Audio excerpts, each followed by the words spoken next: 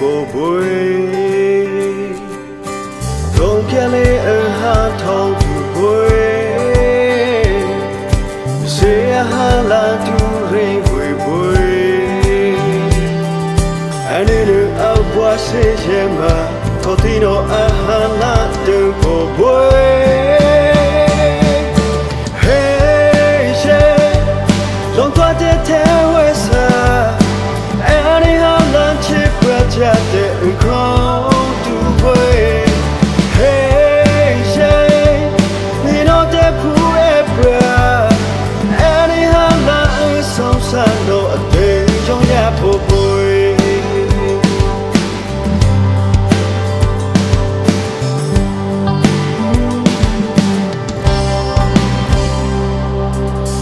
bên lê kia lê hoa bù bùi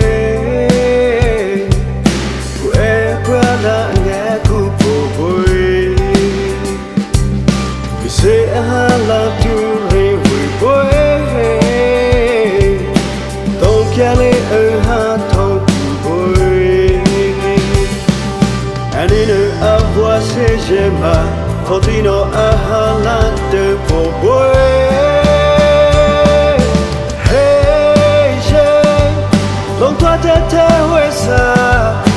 anh ấy ham lần chỉ qua cha để không tu bụi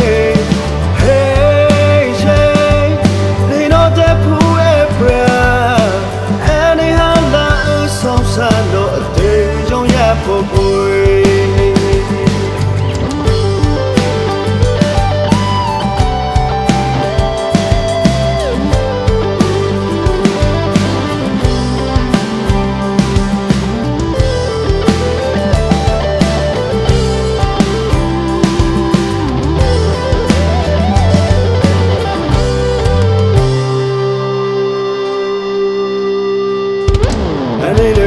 qua sẽ dễ mà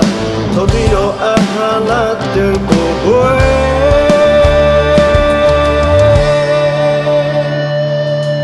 hey she long thoát để theo hơi xa anh ấy hà la chỉ qua cha để không